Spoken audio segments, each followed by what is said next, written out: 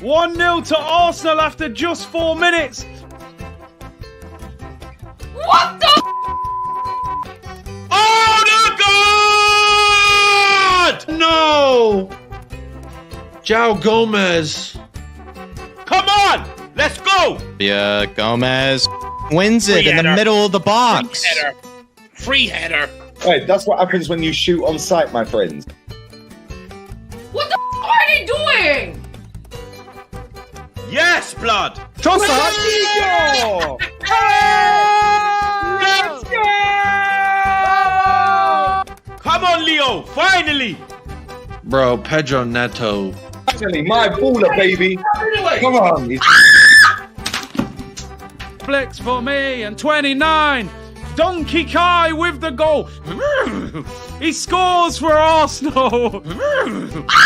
It is him. Yeah, he is him. He is him, bro. Top of the box. No! Who is picking up the No! Jesus Christ! Fuck, bro. That's a brace for Gomez. What the just happened?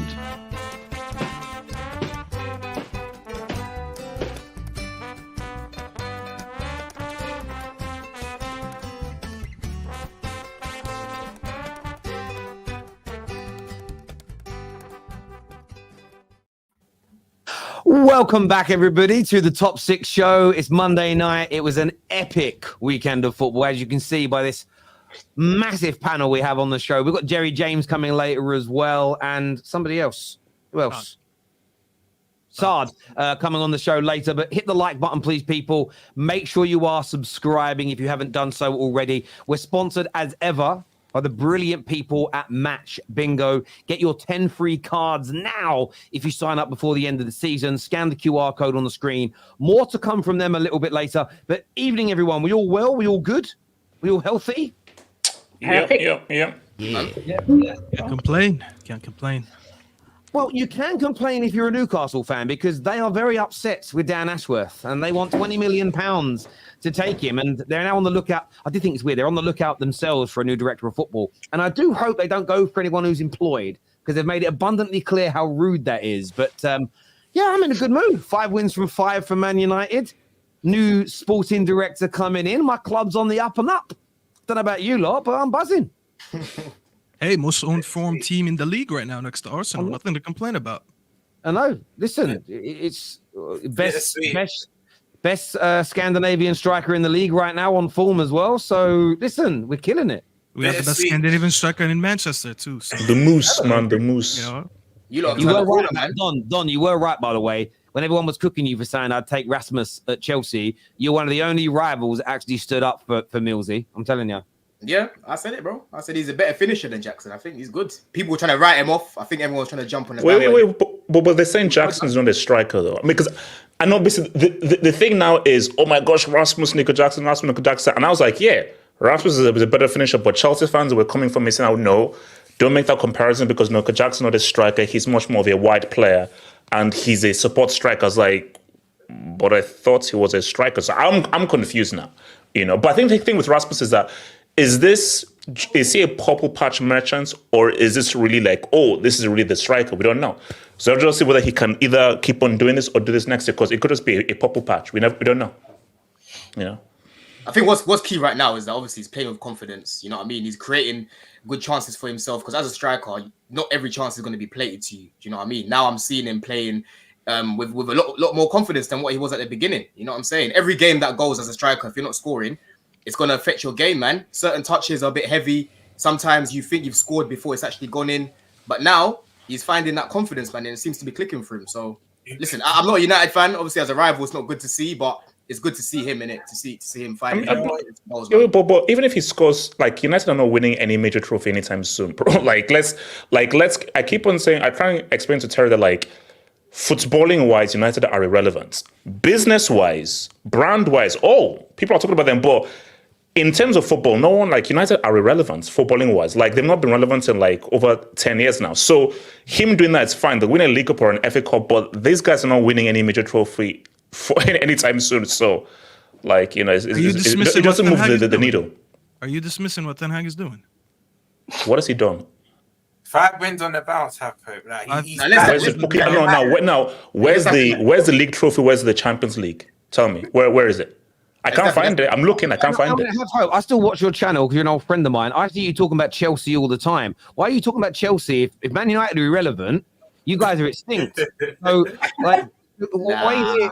Yeah, No. But Terry, it's a simple question. I'm talking about your logic, have hope. Why do you chat about teams that are doing worse than Man United if we can't talk about Rasmus Højlund because we're irrelevant? Come on now. No. But my response is that we've won a league title and a Champions League more recently than United, so we are still more relevant than United. The last time you won a league title, bro, I think they started the MCU. Give us a date. When is the date going to hit where Have Hope no longer talks about Chelsea? By your logic, can I ask you something? You've won the Champions League more recent than us. Are you more relevant than us? Wait, sorry, say again? You've won a Champions League more recent than Liverpool. So are you more relevant than us? By your logic. You could but do you know what the difference is? It's how Liverpool have been competing and how high they've been. Okay. So, basically you can't ignore what they've lost, but they lost 2 league titles by a single point. So but United, let's keep it a stack. Come on, let's I get that point.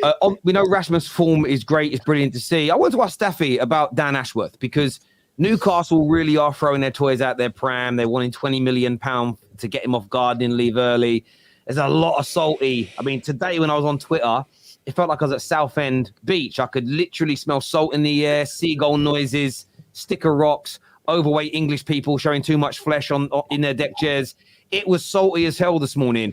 Is Dan Ashworth worth the hassle, in your opinion, Staffy, as a Man United fan? Is he worth it? I don't know yet. Hopefully he does prove it when he comes in because it looks like he will come in. I was reading news earlier that they shut down they blocked all his work from his laptop or whatever, so he can no longer access. No, seriously, like he's blocked now. It's brilliant. It's brilliant. Yeah, like he's pretty much done. Like you can tell, like it's like when you catch your partner cheating on you and they start packing your bags, like you gotta go. That's what's going on with him right now. Can't relate. He's had. I'm not saying you personally. We know that's why you don't like Egyptians, isn't it, bruv? Like we've discovered this. What the Egyptian lady did to you? You keep lying on me on YouTube. But listen, sorry, I didn't mean to condescend. Sorry. We'll talk about Egyptian women on another stream when it's not football. But listen, do I think he's going to be a good appointment? Yeah, I like Dan Ashworth. I look at his resume, and I can only look at his resume and be positive about it.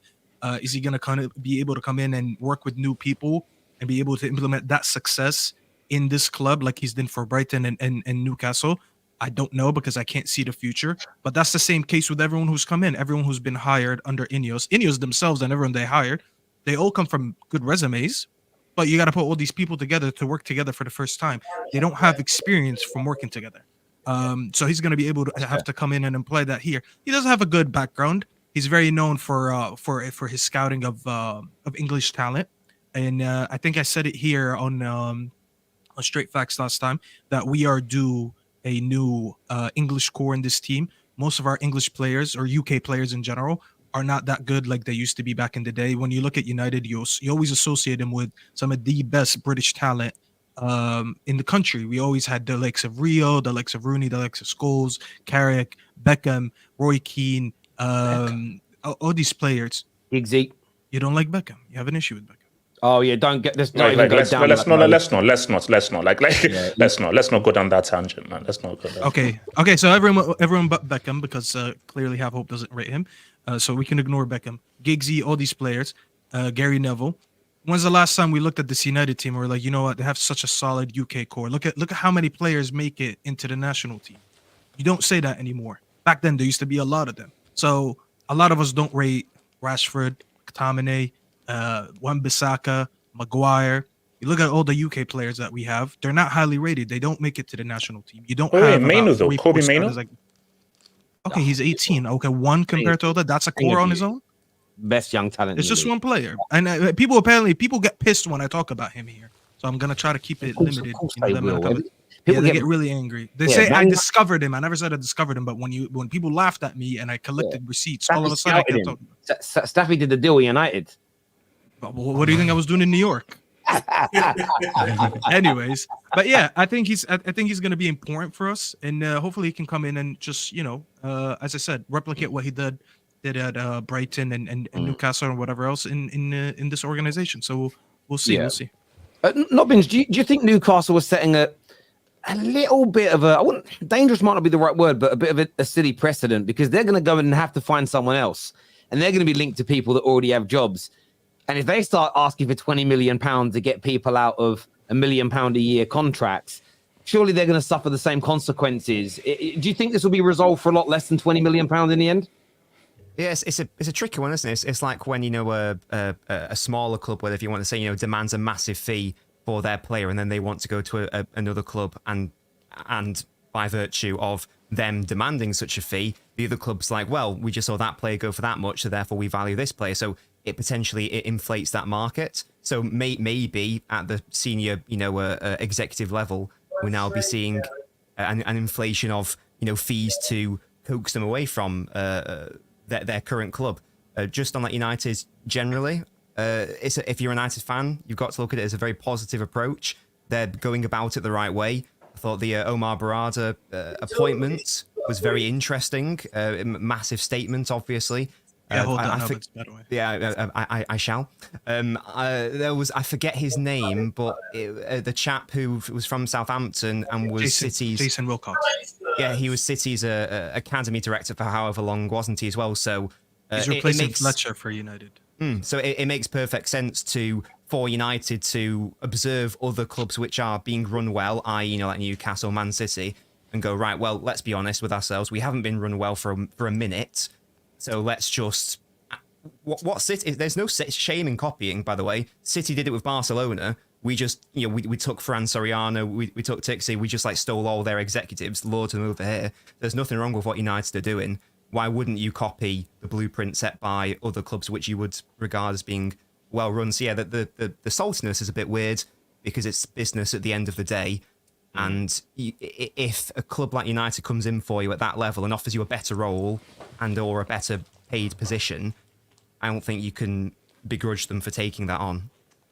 You know what? I fully agree with you, bro.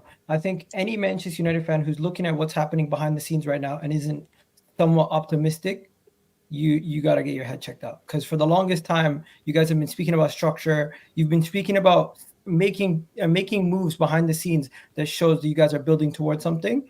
And right now, all the moves you guys are making off the pitch is, I have no doubt in my mind, is going to lead to some sort of major overhaul on the pitch also, and some success in the future, most likely, because you don't have success without the proper structure behind the scenes. Nobody flukes into a manager and a good squad. It takes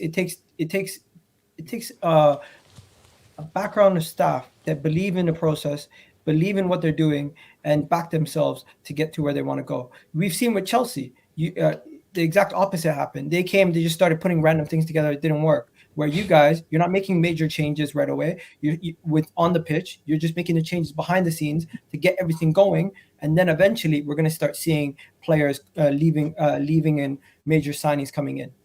Do you know what as well, right? I think the salt from Newcastle fans, they just need to. I know their directors being taken, but they just need to accept this, because, like Nobbin said, if they're offering a better position, more pay, and for me the most important thing is, if Ashworth himself can say, I was one of the main reasons to get United back to where they were, that gives you that intrinsic feeling like I was a part of that group with your Baradas in your Ratcliffe. I was one of the main pillars as to why United got back to the top. So I think it's a no-brainer. And at the end of the day, bottom line, United are the bigger club. United is just the bigger club, you know what I mean? And he want to be one of the main reasons. So Newcastle fans will be salty, but it is what it is. Are you saying we're still relevant? Not yet. But of course we are. How much you not paying for this guy? 20 million. It won't. Yeah, compared to Newcastle. Compared to Newcastle.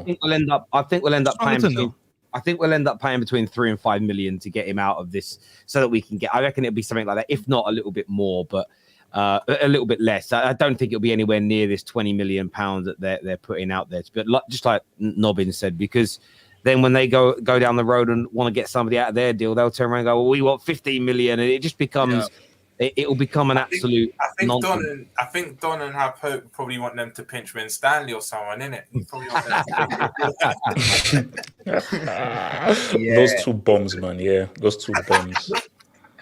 I was waiting for that. We're definitely. Someone here just said to me, Terry, talk about Rob Dawson's news. I don't know what Rob Dawson's news is. I don't know what that even means. I went on his Twitter and can't see nothing.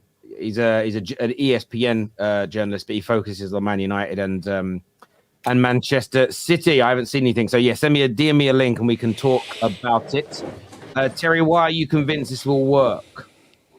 I'm convinced it will make us better. Work in terms of making us the best team in England again. That's I think a little bit too. You're a long way away. That's too much of a small singularity, because what we don't control is how well everybody else is run. Man United will start competing again with experienced, top quality football decision makers making football decisions rather than accountants and bankers. If you buy a restaurant tomorrow that's failing and you bring in a top class head chef, a top class restaurant manager, brilliant waiters and waitresses, really good mixologist on your bar, you're going to become a better restaurant. You may not become the best restaurant in England, but you're just going to improve. It's most things in life are quite basic, as far as I'm concerned. So I'm convinced we're going to become better. Quick question, sorry. Structure for a decade. So now that we're getting it, of course we're going to get better. So quick question, and this is to all the United fans here, even staff as well. So when do you predict United will win either the league or the Champions League next? Next 5 years, 10 years, 20 years? So we don't know when we'll win it. As I've just said, it depends how good City are, Liverpool are, Arsenal. You can't I don't think you can put a point on when you win it from a project and a rebuild point of view. I would expect within 2 to 2.5 years to be in a position where we're at a level. Listen, I haven't finished speaking yet. Cognitive dissonance kicked in. 2.5 to 3 seasons would be where we start competing and we're good enough to be in the title races. Just managers will have a time limit when they come in terms of getting us to a certain level, but I expect us 2.5 to 3 years to be able to genuinely year in, year out compete with the best teams in England and Europe would be my expectation. And then after that, as I say, depends how good everybody else is. You can't just turn around and go, it's a failure if we don't win the league in 5 years, if you're narrowly missing out to 2 or 3 teams that are already ahead of us, if they keep getting better as well. So, but yeah, competing, challenging and being up there is what I expect within the next 2.5 to 3 years. Fair. I disagree, but it is what it is. But yeah, I mean, you would. You don't like Man United. You would, Sebastian. No, Terry, don't do that. No, this just from my analysis, I feel what United are doing, it's all well and good, and I think they are moving in the right direction, and I think they're making the right scores, and I do believe that Ten Hag is the right man at the helm. But I just feel like the gap between United and 115 FC is vast.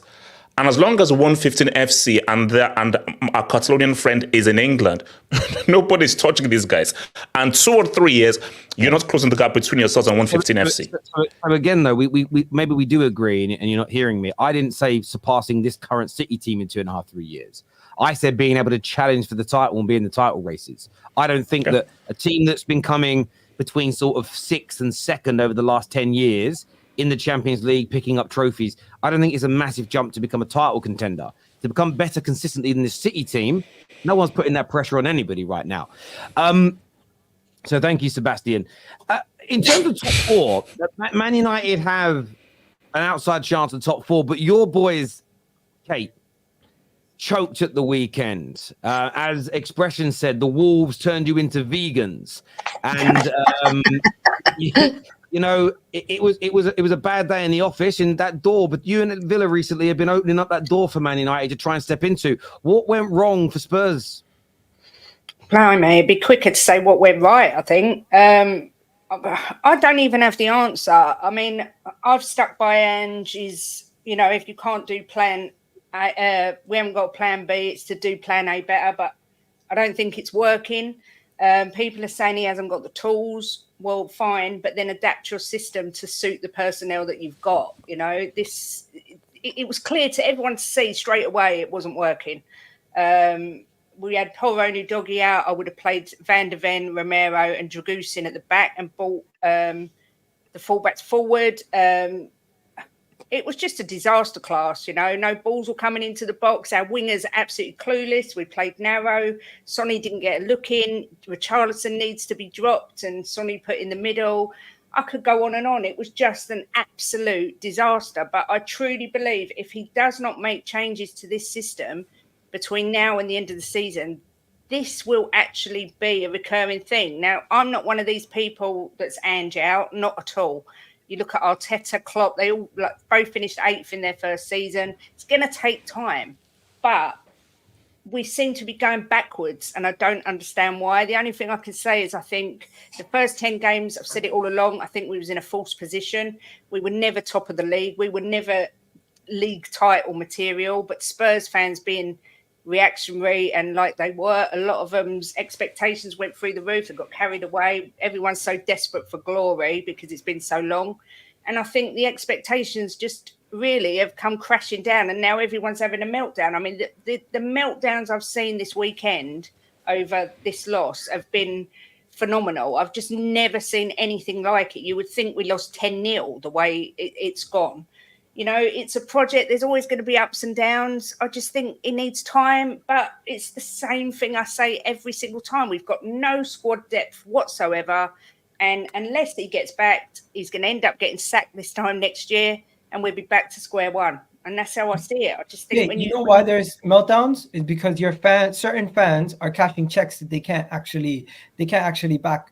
You know what I mean? They're trying to cash these checks that they can't back because their players and your team. You're right. It's your first season under a new manager, and a lot of you don't have the squad depth of a Liverpool, Arsenal, or City. And some of your boys or some of your fans have been putting Arsenal comparisons and title talks in their mouths. And it's like now that they're coming back down to reality, it's going to hit them quite hard. And it's a little bit of a humbler, that I would say. But yeah, Wolves, this is what they do. Somehow they always get points off you guys year in, year out. It's just one of your bogey teams. You could have, if I was on the show on Friday, I would have probably predicted that they beat them 2-1. I did that on my own show on the other day. And Kate, you're spot on. You're not going to get corn for this, but a lot of your fans deserve this because they were trying to say that their players, they have the best center back in the league. Madison is the best midfielder in the league. I'm hearing all these stories. I'm hearing Ange Postecoglou is one of the best managers.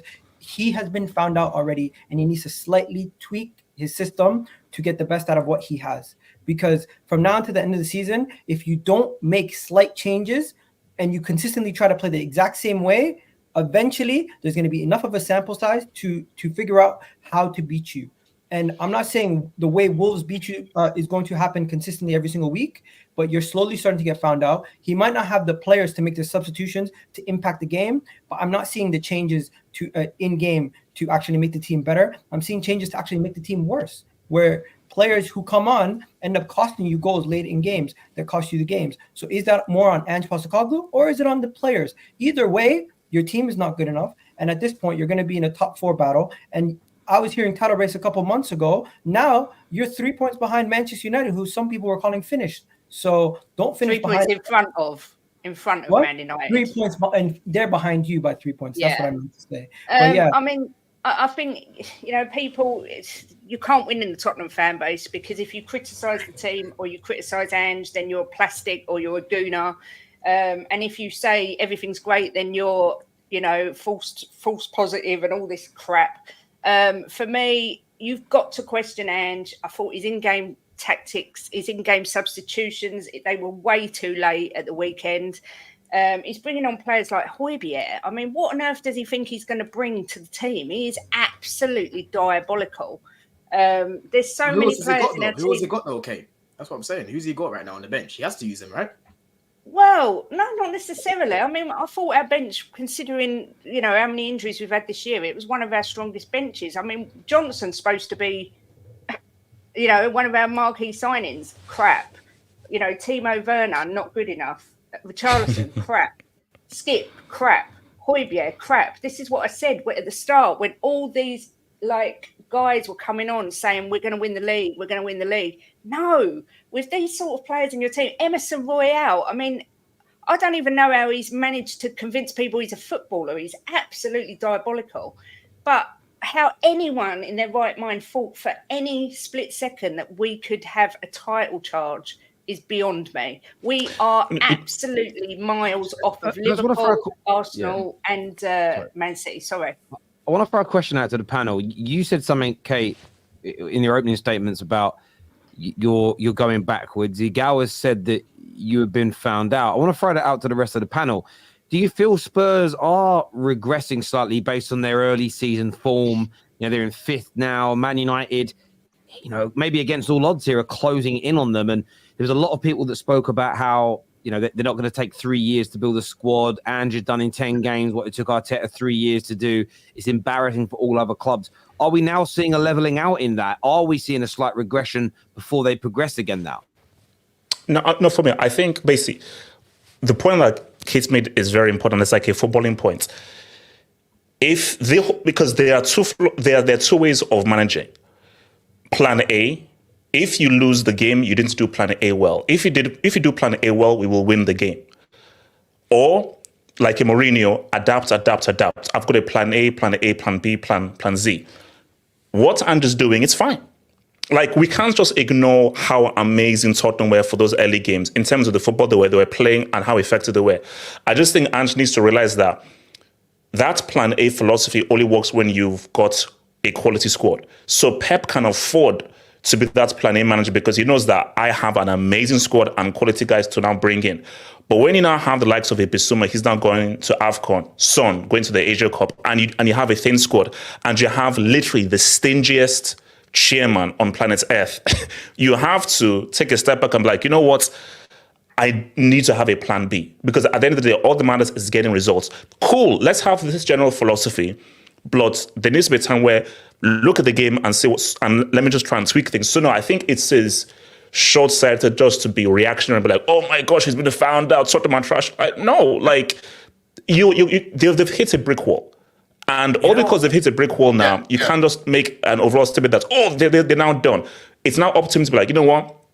Let me take a step back, see what I have, and see what tactics work for each particular game to get results, rather than being a slave to a philosophy. So, I've heard, you know what else to add on to that? Correct me if I'm wrong, Kate. This was the first game this season you've had Porro and Udogie both out, because they're integral to your system. This is the first game you've had both out. So we have to add a bit of context here. I did call this a couple of weeks ago. I said Spurs will have a loss soon because I just don't feel the way Ange was playing at the moment was sustainable. But I want to pick out a few individuals, because for me, I don't know if you agree, Kate, Bissouma, even before AFCON, he hasn't been in the greatest form. And when I speak to some Spurs fans and they say, but suspension, it ruined his rhythm, that's not our fault. He needs to calm down his temperament. That's part of your makeup of being a footballer. But I think Bissouma, and I rate Bissouma, I think he started the season exceptional, but before AFCON, I think he's formed it. And for me, Son's days on the left are done now.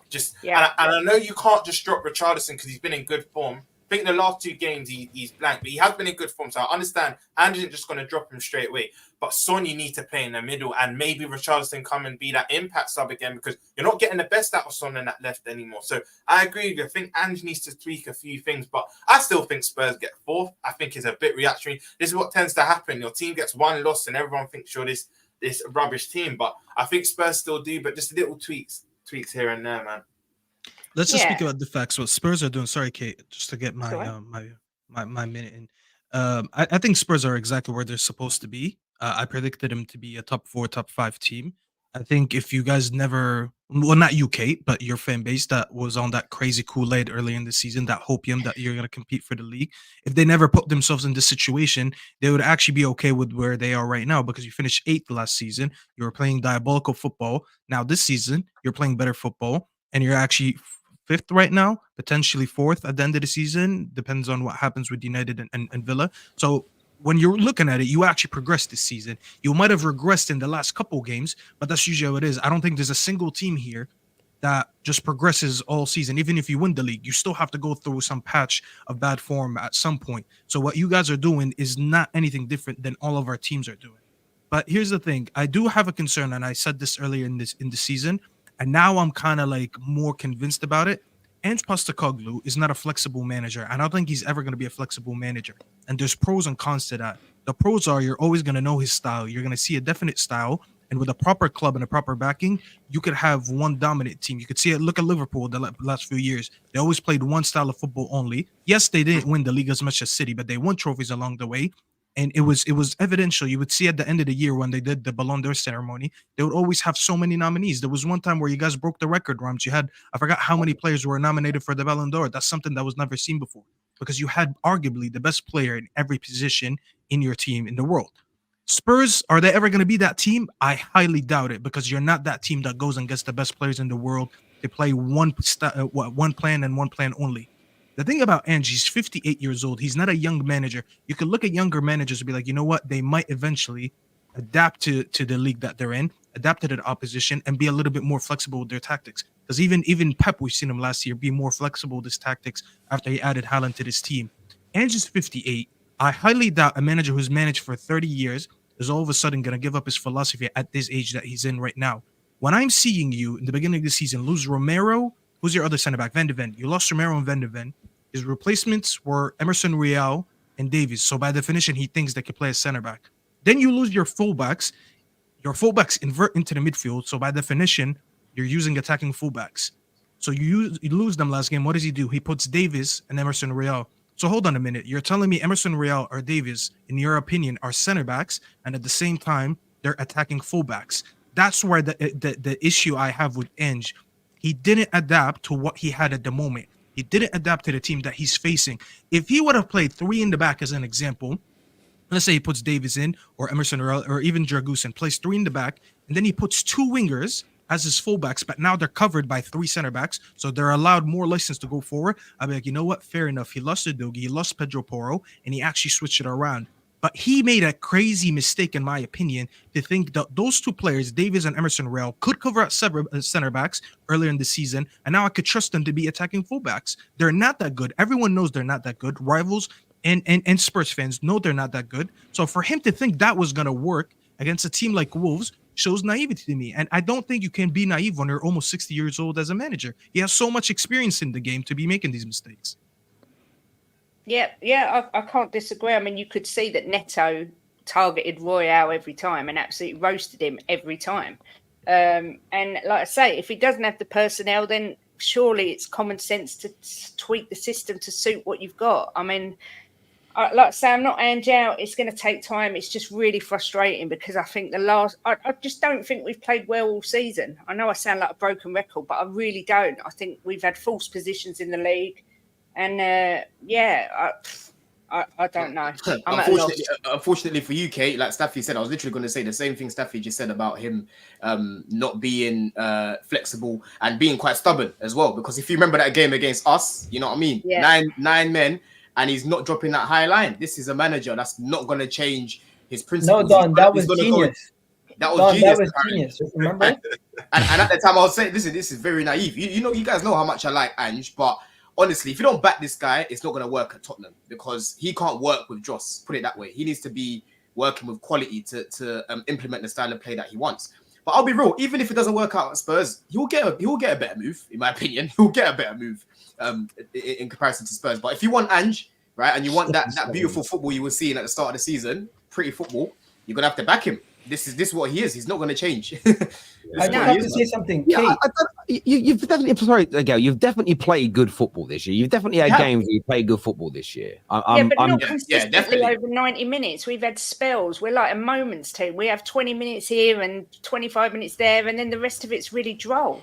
Yeah, but Kate, you guys, I saw the stats the other day. You guys have scored. You guys score quite early though, innit? You rarely ever get a team playing the same intensity over 90 minutes. Like even when you watch like Man City, they're not the same intensity throughout the whole 90 minutes. Like you're gonna get that maybe for about 60 minutes in total.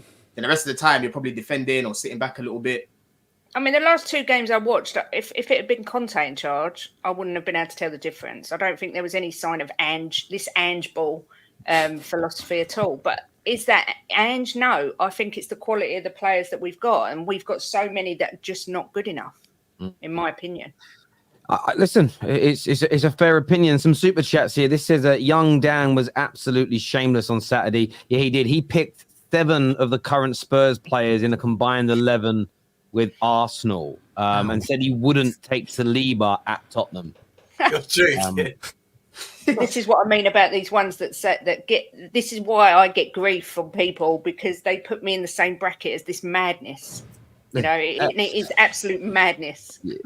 The only plan Big Ange is having is playing a higher line. He's already got found out and will be sacked next season.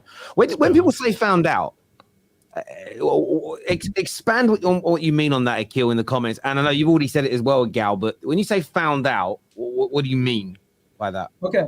I mean, similar to what Staffy and Don were talking about, his style of play slightly is... Sorry, 1 second. Let me rephrase it. When he's playing a high line and he's playing like this, he's susceptible to getting countered quickly, right? So these teams are finding a way in, and they're finding their vulnerabilities. And if you have enough of a sample size, you can start to see a trend on how teams can attack him and get the most out of their return from their attack. So if you attack, you guys get what I'm saying. I'm just kind of struggling. I'm mumbling here, but you get what I mean. Do you know what it is though? I think the only thing with playing a high line is similar to our club, City, Arsenal, Liverpool. When you're a possession-based team and you're a pressing team as well, you naturally have to have that high line for all your players to press. Because if you don't have a high line you're pressing, it's going to kind of leave that dome in the middle where you're just going to have gaps. So I understand why Ange does it, but I think what you're trying to say, Egal, is sometimes on the receiving end, he needs to know how to adapt. Or sometimes in some games, maybe drop back 10, 20 yards. I'm not saying to park the bus or whatnot, but even 10, 20 yards back would help. Because even us last season, we persisted with the high line and we didn't have the personnel in Fabinho and we had old players. And then it was evident. Yeah, it was evident. You need to make small tweaks or else you're going to find... Sometimes you've got to play possum. Sometimes you've got to play possum and go, right, let's sit back a bit. Let's make it look like we're not going to attack. Draw them out a little bit. Space to run into. It doesn't have to even be so far back. 10 yards, 20 yards back, just slightly. That's what Arteta did versus Liverpool. I used this example yesterday. Arteta did that versus Liverpool. He sat back a little bit. He didn't press. If you know, Arsenal usually execute their press a lot quicker when they don't have the ball. I remember watching that game, and he would give Liverpool about 10 to 20 seconds to try to break them down, and then that's when his line would start pressing a little bit. Arteta never does that. Arteta, whoever associates Arteta with just sitting back, he was smart enough to see. All right, exactly, but that's a transition team, Egal, and he let a transition team have the ball. He's like, you know what? I'm gonna sit back a little bit deeper. Now let me see if you can come at me. And you guys couldn't. If you remember that, Rums, you guys struggled outside of passing between your two center backs and your six. I forgot who it was, McAllister or whoever. You guys struggled with that. Aaron Cooper. You know, it is the perfect word. Before you read that, Terry, I think the perfect word you're looking for is when you say found out is predictable. You know what game plan to implement when you're playing Spurs. That's what it is. That's better. I think it's very, very true. Very true. I was going to ask Nobbins, do you remember last year when we beat you 1-0, right? We were a bit more pragmatic. Our line wasn't as high. I don't think we had Trent that game, but we just dropped it 10, 20 yards, and it made a world of a difference. City were the more offensive team that game, and we were at home. So that's all it is, really. Yeah. Spurs had a new manager bounce. It's over now. I think it's. I think there's an element of a very small element of that when you look at individual players. So I look at Bissouma, and I feel like he was playing on the crest of a wave with a new manager. He now looks again like the Bissouma that we all said flopped last year as an example. And sometimes you get that with Man United have that with changed managers loads. You'll get a player or two that always have an uplift for a new manager, and then they end up going back to their normal level. So I think there's been an element of that in the squad. Arsenal fan here. Good to see Ronnie Coleman back. Who's Ronnie Coleman? Who's that? What the heck is Ronnie Coleman? I'm going to Google Ronnie Coleman. Ronnie Coleman made those grills, didn't he? I think I know. Ronnie Coleman is a very, very big, bald bodybuilder. Yeah, there's no bodybuilder here, bro. I think they're referring to Kate as Ronnie Coleman. You mean Ronnie Corbett? Ronnie Coleman. I was just trying to understand because I know it. Yeah, it's not Ronnie Coleman, bro. No, Ronnie Coleman. It could have hopes probably the nearest because he's bald. That's probably about it. You know what I mean? No, I'm not bald. I'm wearing a hoodie, man. I'm heading to Turkey, man. Terry, quick question. Thoughts on Staffy becoming a top red? It's amazing. Keep it up, Staffy. I'm loving it. Thoughts from me? I think he's asking you, Terry. What are your thoughts? I don't think he's asking me. Yeah. I don't think Staffy will ever be a top red. He hates top reds as much as he hates Egyptian women. That's what we know. Excuse me. Don't no, listen. That's my new name now. I'm actually moving as my new name is top red Staffy. All right, top red Staffy. That's what we call you, top red Staffy. No, he's Ten Hag in now. He's Oh Ten yeah, Hag yeah. Nice. And if you can't see what Ten Hag is cooking, that's your fault. Maybe you should go support another team. This here says, Kate, are you sure Ange isn't the fraud, not Arteta? Too early to say. He might be as well. And like I said last week, if anyone watched it on the terrace, I said if Arteta surprised me, I gave him some credit last week, and I will give him some credit this week. But you can't call Ange a fraud after 7 months when Arteta's been there nearly 5 years. No, but the thing is, you used Arteta as an example on why Ange should be given more time earlier in the stream. So surely, if you don't rate Arteta, why are you using him as an example? No, that's a rubbish analogy because I could say no, get more time, and you can't compare. Because if you're using Arteta, 1 second, if you're using Arteta as a barometer on time that you should be giving Ange Postecoglou, but you don't rate Arteta, it doesn't make sense. That doesn't make sense to me, that analogy at all. But I didn't want Ange, but I've seen what he's trying to do. I can see his philosophy. But if in 4 years we're sitting here and we're in the same position, then yeah, I agree he's a fraud. But it's too soon for me to declare him a fraud yet. I didn't declare Arteta a fraud after 7 months. Fair. Have hope. This is obviously for you. It says Todd B. Your love of Todd Bowley still reigning strong. No. I told you to bond that clip, Terry. I told you to bond that. Terry, what was the context? I keep begging you, bond that, delete that clip. That was Enzo. Was that after Enzo? No, I don't know when it was, but it was in the early days when all the money was being spent, and this guy was like, delete that clip. No, please delete. I'm begging you, please delete that clip. Delete that clip. I don't want to be associated with that clip anymore, please. No. I heard he used to say that in bed with his missus. Todd B. Just going for it. You know what I mean? Todd B. Are you Todd Bowley out? Terry, please continue with the show, please. Terry, we'll get to Chelsea soon. Respect HH the GOAT analysis. Hashtag Zard. Hey, respect Hazard, man. Goki, you know what it is, man. Is that his interview was amazing, by the way. So yeah, I saw that. I saw him laugh at Tottenham. That was fun. Only thing Ange Postecoglou is good at is his press conference performance. Mate. That's just harsh, man. Come on. They all laughed at Arsenal trusting the process with Arteta, and now they are all struggling to trust their own with infighting. Karma is what Martin says here. You know what scary graphic I saw the other day, Terry? You know, in COVID, when they won, was it one game they won in 10 or something like that? Yeah. Arteta's lucky that there weren't no fans, because boy, I don't think you lot would have been trusting anything at that point if you were in the stadium. Let's be real about it. Bro, I was still here on the terrace back in the process. Not always. There was a Crystal Palace game.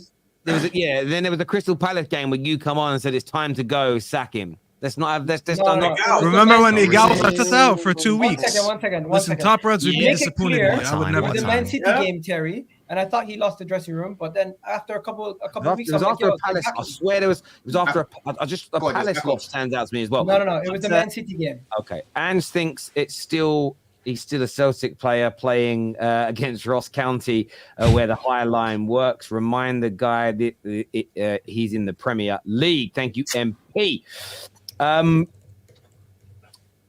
Interesting game during the weekend. Sorry, Chelsea went to the Etihad and they pulled off a shock. But there's a few of us on the top 6 show.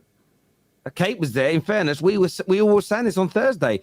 Everyone thought it was a foregone conclusion, and I think it was me, but more so Rory talks football, that said no. I fancy Chelsea to get a result. I don't know how much Rory was really being serious. I think he was hoping for a miracle, man. No, he's being serious, Don. He was making a point, but Nobbins, what went wrong? I mean, you just dropped points to a team that was sitting in 11th place in the Premier League, another mid-table team like Crystal Palace this season, coming to the Etihad and walking away with points. Nobbins, be honest. Don't lie. Do not lie to the people. You're on the terrace. Be honest with your analysis. Don't tell any lies. Be honest. Thank you. Asking someone associated with City not to lie is a bit hard here. Stampy, wow. what's that straight on about? Hello? Don't make it Thought we had a 116. connection, man. Don't make it 116. Yeah, No, but just I- speak the truth. Speak the truth that you were lucky to win that, to draw that game. Just speak the truth. I like to think I'm always as objective as I can be with my post-match thoughts. Yeah, not ideal to not beat them, to be honest. I thought Guardiola got it very, very wrong. I was concerned by the starting lineup. That front five was suicidal. There was no control or tempo. There was no metronomic player in that front five. We didn't learn from Pep certainly didn't learn from his mistakes at Stamford Bridge. He set the team up in the same 4-2-4 pressing structure, which didn't work at Stamford Bridge. So he decided to do it again at the Etihad, maybe to prove a point that it can work. It didn't. Ake was always left on his own because we decided to play Alvarez in a pivot with Rodri. So it meant that every single time when Doku went to go press to Sassi, all they had to do was do a little triangle around a striker trying to play as an 8. So obviously every single time it worked. So that's how they got so much joy in that first half. And without Ake, they would have had another 2 or 3 really good counter-attacking opportunities. So yeah, so Pep played into their hands in the first half. Second half, I thought Poch played into Pep's hands. I thought he went too defensive too quickly. If you back off against City, no matter how badly we're playing, no matter how bad the starting lineup is, we'll always have chances. That's what ends up happening. Haaland had a terrible finishing day at the office. Obviously, should have scored at least 4. I think that's fair to say. On another day, maybe he does, but this is his worst. I think he needs to look at clips of Nunes finishing, and he probably would have. Maybe. No, he doesn't. No, he He doesn't. to learn from Darwin. Yeah. I'm playing. Sorry. Yeah, That's the only way. That's his way of getting over these injuries, man. You should have seen Ramsey's face earlier. You know what I mean? When we was seeing that Salah's out and this guy's out. This guy's stressing right now. Speaking of Ramsey, We bought Nobbins. Can you just quick question, because I wanted to finish your amazing analysis, which has been outstanding so far. But I just need you just to Thank you, mate. confirm. Is Pochettino on the take? That's all I want to know. Did Pep Guardiola pay Pochettino a fee to throw that game? That's all I want to know. Well, maybe they bribed each other because maybe Pep tried to throw away the game in the first half and then Poch returned the favour in the second half. Maybe it was like a sort of mutual thing. But yeah, I've got no explanation for why we played Alvarez as Gundogan, literally. Again, go watch that game and go look at the average positions of our players. Nubbins. I have a theory. And my theory is that Julian Alvarez, obviously when Erling Haaland is available, he's not going to get much game time. So Pep doesn't want a situation where the player's unhappy with the lack of game time, because anywhere else he'd probably be starting. So he's trying to force and find ways that he can utilize him to the best of his ability. But it doesn't work, Egal. But it clearly doesn't work. Like that'd be so foolish to do that when you know it doesn't work. One second. Don't twist what I'm saying and saying it's a good thing. But that's my theory on why he's trying to keep the player happy by finding another place in the team. So he's trying to keep the player happy by jeopardizing the team. But the thing is though, the thing is, it's not even. Listen, I know Egal comes with some wild takes at times, but honestly, bro, I had the same sort of view when I looked at how Chilwell was being shoehorned into the team at the beginning. I was thinking, bro, Levi Colwill at left back, Chilwell left wing, is trying to make people happy by playing them constantly out of position. Do you know what I mean? Egal's, bro, it could be a thing. No. But the issue with Egal, again, I respect theory, but the issue with the theory is that you're trying to go for another treble. You're trying to maintain a history 4 in a row. And Arsenal and Liverpool seem to have hit into overdrive now, specifically Arsenal. So there is no time to be like, oh, let me make you happy. Don't you? No, this is the time to be cutthroat. And it is clear now that Alvarez and Haaland don't work together. So Nobbins, like Pep Guardiola, as great as he is, every now and then as a City manager, he's had those kind of galaxy brain moments where he's made a mistake like that. It's not like a new thing this year. Yeah, Champions League final, he didn't start Rodri. Yeah. So I appreciate Egal's theory, and it's not the first time I've heard it. I totally appreciate that. But there are many areas you could use Alvarez in the City side without trying to make a striker Gundogan. That's literally what he was yesterday. Again, what I was saying before was go look at the average positions of City's players. Alvarez is literally sat next to Rodri in a pivot. he was used as a left 8, a left central midfielder throughout. I've never seen that before. Well, Why didn't he no, start tell a lie. Kovacic?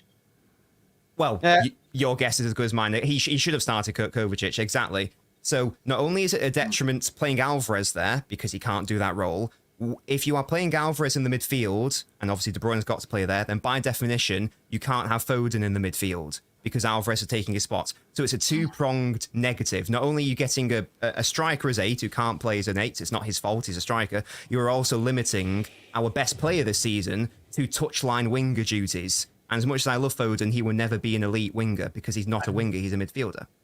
That's where he's cut. Sorry, real quick. I mean, just quickly on this super chat, real quick. Harold, and I think I actually addressed this on my channel before. So, the Haaland is going through a bad spell, and obviously, I got told that he lost his grandmother. Now, correct me if I'm wrong. When Cristiano lost his child, a miscarriage, wasn't that the day? It wasn't like a day after he then scored once or twice for United. He missed the Liverpool game and then he played for the Arsenal game. That's yeah. And he scored in the Arsenal game. Yes. So my thing is again you have to be very careful here. Horrible thing that's to lose anyone like that, but these things happen, and it would be wrong to now use that as an excuse as to why he's going through a bad spell. He's going through a bad spell, and here's the key thing: Haaland himself, knowing how strong his mentality is, he wouldn't even want to use that as an excuse as why he's going through a bad spell. Because now everyone is like, oh, Haaland is trash, he's useless and everything. Haaland has too much credit in the bank for us to now start saying this guy's trash and useless. No. The greatest of players have gone through bad spells. No, and it happens. Just to add on to that, so you've seen it that obviously losing anyone's tough, but even that, I don't want to bring it back to Liverpool. Even with Alisson, he lost his father, then scores us the goal to get us in the top 4 essentially the season before we went for trophy. So it is tough, but I don't really think, and especially by his profile as well, I don't really think we can use that as an excuse. It is tough, and if it is affecting you, maybe take compassionate leave and then come back the next game. Even if he scored one of those goals and City still won the game 2-1, I wouldn't have been happy with the performance, because in the same way that at Stamford Bridge, you could say but for Ruben Diaz tackling, was it Brozier in the last minute? We win the game. But even if we won that game, I wouldn't have been happy with the performance because the performance wasn't good enough. I don't care about the result in that same way. I don't like results-based analysis. Pep set the team up wrong. He has done for a lot of this season. He tried to play Akanji as John Stones and Alvarez as Gundogan and Foden as Bernardo Silva. And Akanji? Yeah, I mean, John Stones got rested though, innit? Do you think, Don? Do you think Man City respected Chelsea enough on the day? Do you think there was enough respect for you and the quality your team does still possess? Do you know what? It's a weird one because you would have expected them to respect us, considering how we played them at the Bridge. You know, we surprised them.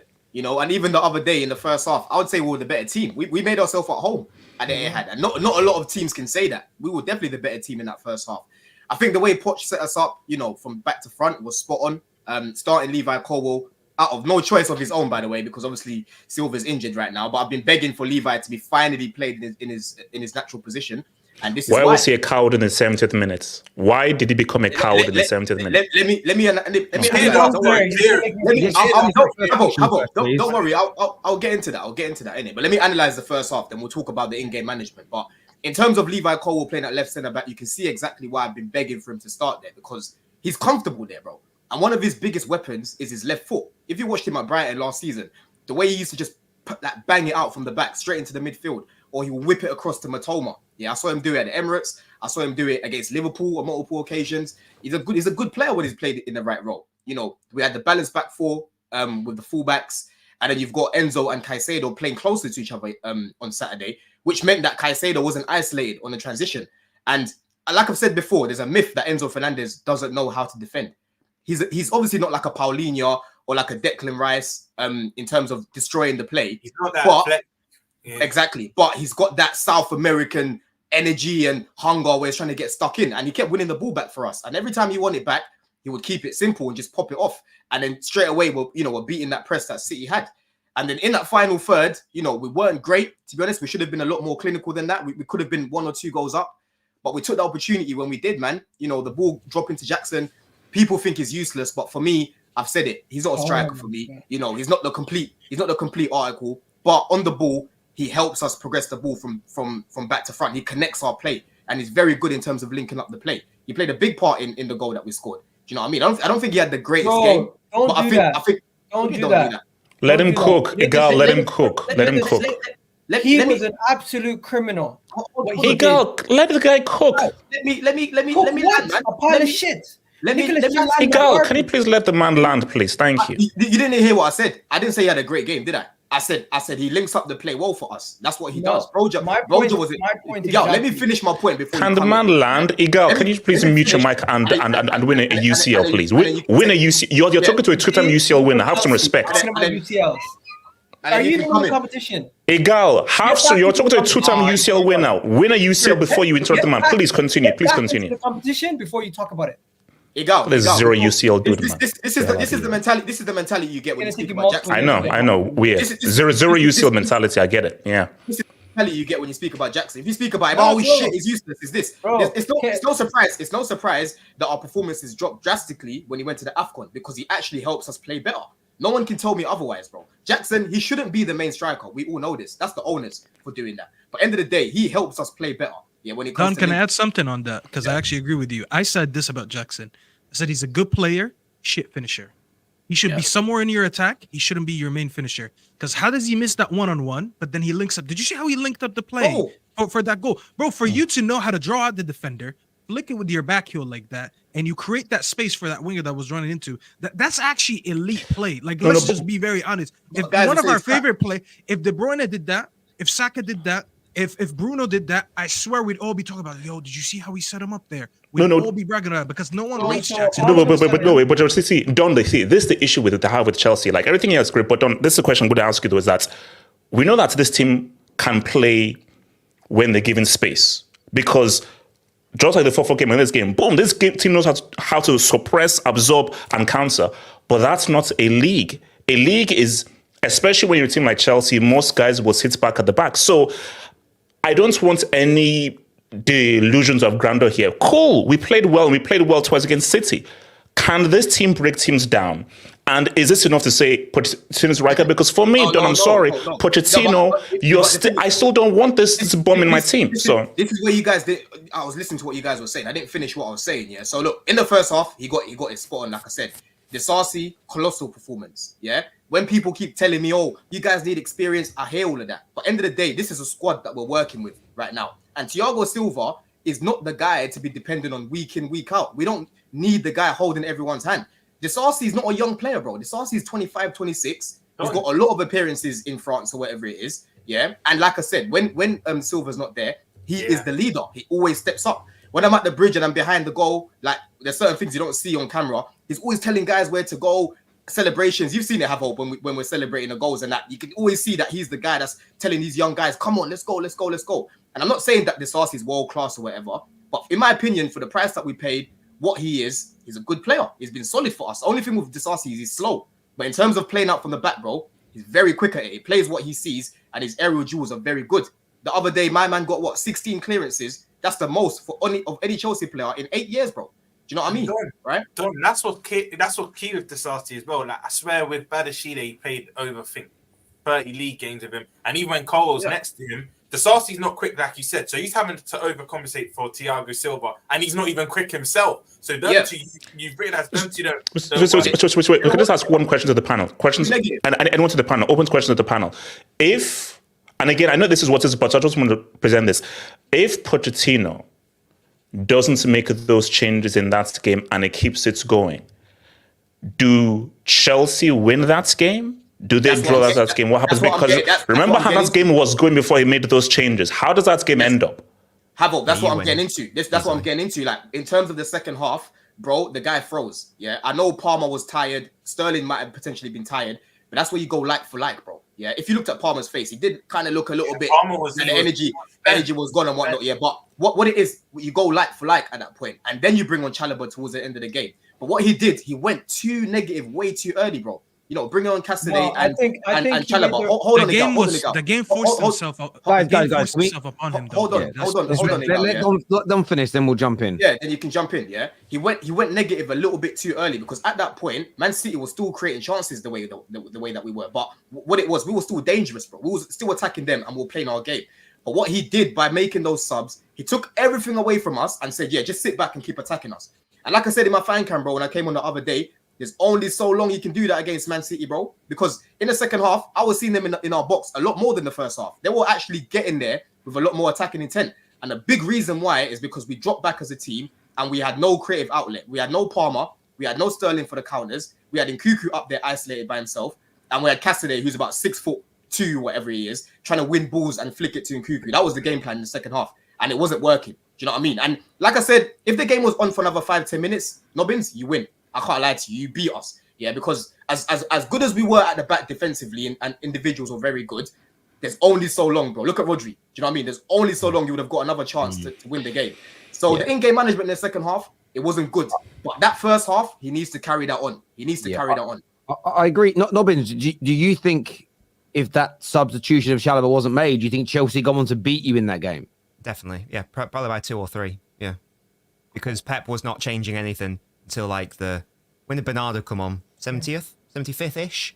That was when we had a bit more of a hold on the game.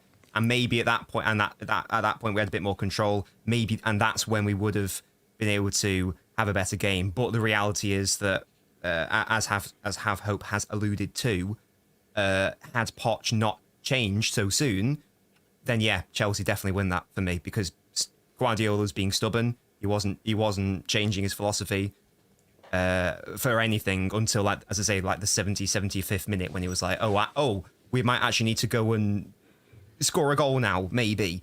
But yeah, it was too little, too late from a City perspective. But why are we acting like Chelsea could have easily been 2-0 up in the first half? Like, I think Pochettino at that point, he knows his team. He knows they're not going to be able to go on and score another goal because they had a plethora of chances. Let's be honest. What are you talking about? 60 minutes into the game, you had another 2 major chances and you still couldn't capitalize. So at that point, he's looking at these guys and he's like, we need to at least try to protect the lead at this point. I don't 20 minutes for 20 minutes against Man City. 1 second. I don't think he trusted your attack to go and get another goal. Let me ask you a question. Hang on, I need to ask a question. Sorry. Are you more likely to score a goal when you're attacking or when you don't attack? Obviously, you're more likely to score when you attack. So if you have 0 attack, then what? No, but I don't think Egal is wrong though, Terry. I think Pochettino looked at his squad and he said, I trust his team more defensively to close out this game than to go and get another goal. How good defensively have Chelsea been this season, though? Exactly. I'm not saying don't attack completely, but I think his theory was that his team is better off to be more pragmatic at this point than to be more progressive. They were pragmatic in the whole game. His theory was right. You're right. You're bang on, Miguel. His theory's right. His application of that theory was wrong because there was no outlet. And do you know what? Where I looked at it is I thought they became more negative and it encouraged City. Secondly, if City would have gone 2-1 up, there'd have been no chance of Chelsea getting an equaliser because there was no attack on the pitch. This is my point. Do you know what, Terry, though? I think what's your point? This is my point, Terry. When you see Nicolas Jackson missing a clear strike right in front of goal, when you see Enzo and Nicolas Jackson getting involved in interacting with each other before a strike, when you see players missing clear-cut chances that you're creating away at the Etihad, you're not going to get that many chances. You're never going to get that many chances. You are going to get chances if you watch Man City. You'll keep on getting more chances because City were... As the game was going on, City have to become more desperate. And the more desperate City become, the higher that line comes. And also, Nkunku is now coming on. So Chelsea would have had more opportunities. Egal. You're talking about Man City as if they're invincible. From that point is because Man City were starting to grow into the game. If you guys were as offensive as you were... No, they were not. No. City had chances. Look, Nobbins... Okay, exactly. You know. Egal. City had chances regardless of us going to a back five. They were missing chances. They had chances, right? Regardless. To neutralize that. But we had to go. No, you neutralize what? They were still getting chances, and it made it worse for us. Bro, it actually was worse. City actually had better chances when we actually made the change. Hold on. I'm going to mute one at a time, please. Go on, Egal, respond, please. My point is, you're at the Etihad, you're 1-0 up. I respect to Nobbin saying that you guys would have gone on to win if you were as attacking, but I believe the opposite. If you guys were to continue to attack City as they grow into the game with more changes, I genuinely believe that you guys will be more susceptible to counters and defensively more susceptible to their attacks. Counters. The fact that your manager does not trust your attack to capitalize on that 1-goal lead and make it more, but it makes me believe that he doesn't trust his attack, and he'd rather have a more solidified defense against City away at the Etihad with a 1-goal lead than try with 20 minutes left to score another goal.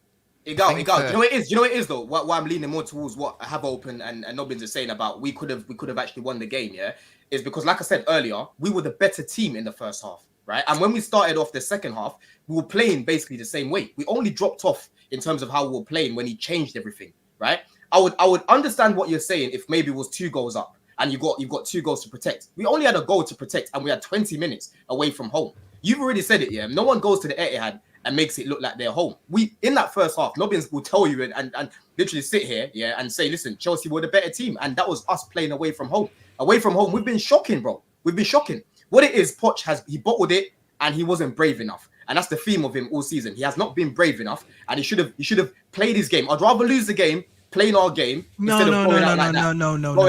No. It's true. No. It's true. A manager, hold on.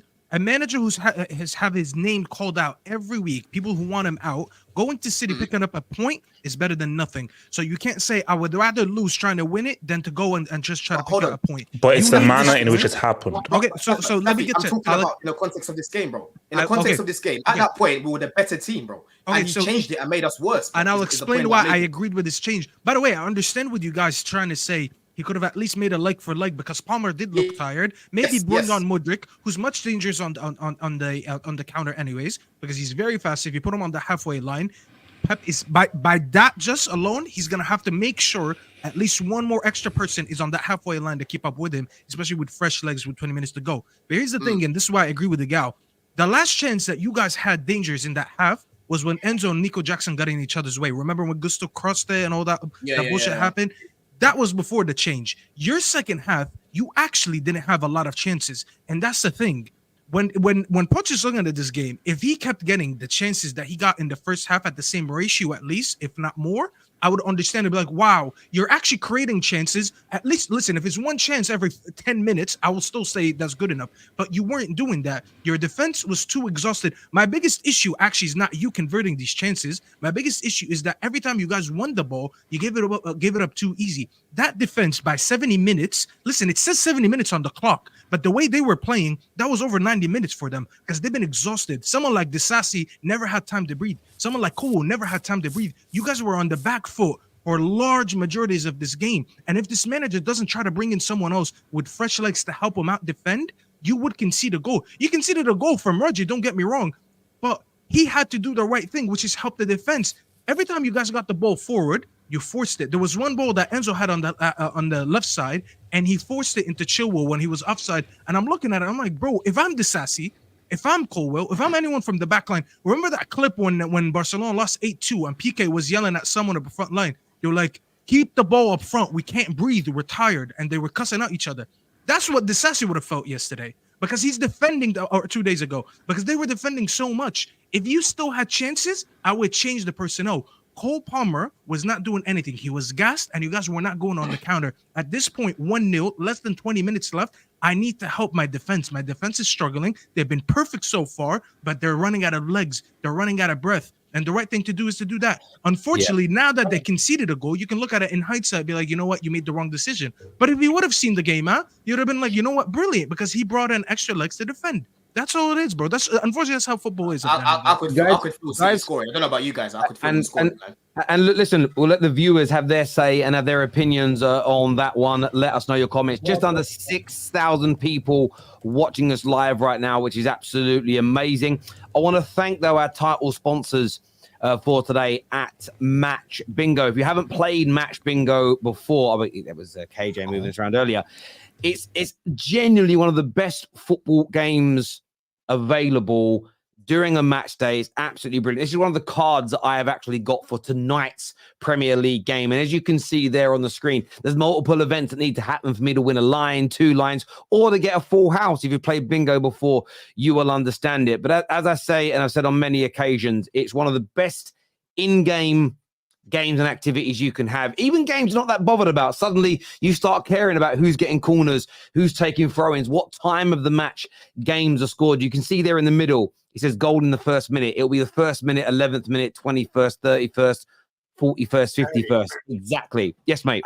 I claimed 2 lines, but 2 people claimed them before me. Yeah, you've got to be the first one. It's bingo rules. It's bingo rules, but it's an absolutely amazing game here. This is the closest I've got, to be fair. This is one from a City game a few weeks ago. I was close, but it's just them damn middle ones. I didn't get them in.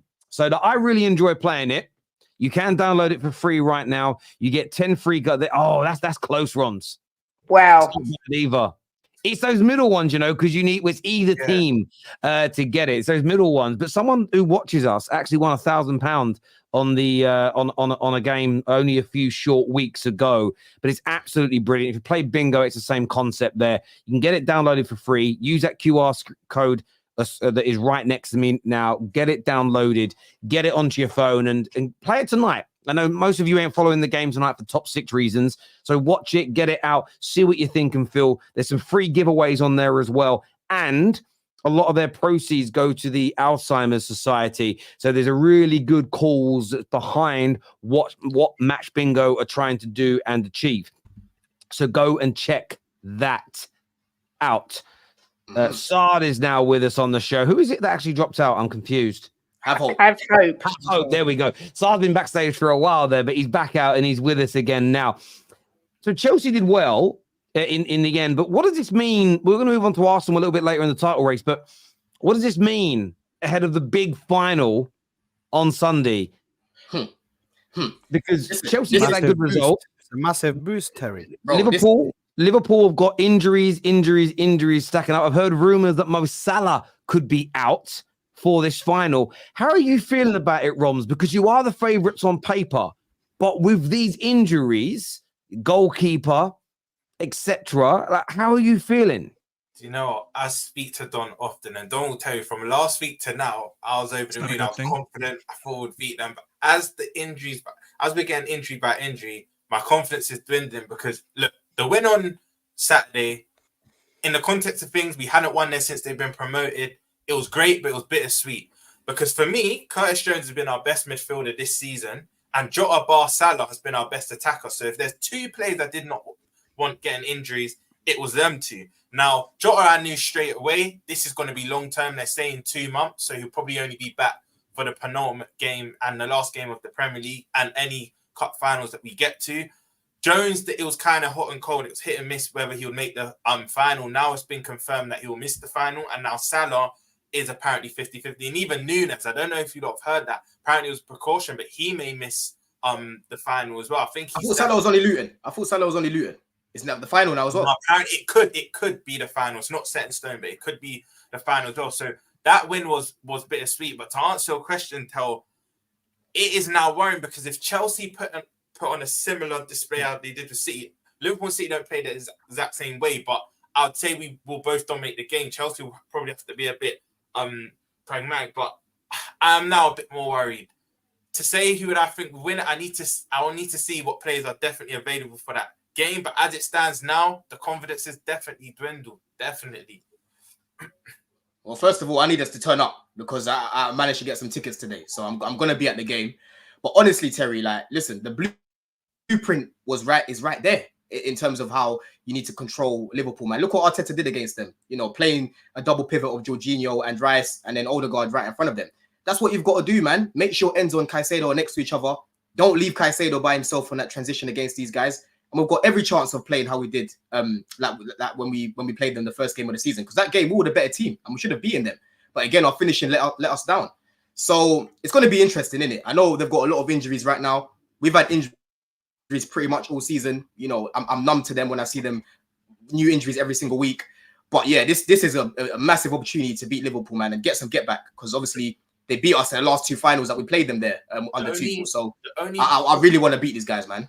There's one positive from a Liverpool standpoint. Szoboszlai could be back. Now, I know he wouldn't start, but last 20 minutes, depending on what the score is, his industry will help us, because this season, I'd say he's been more useful to us from a defensive standpoint than an offensive standpoint, but he could be back. And I think he started training this week, so he'll be a big plus for us. But yeah, I can't lie, Roms. With you, man, even with your fully fit midfield, it's not your midfield I'm worried about, it's your attack.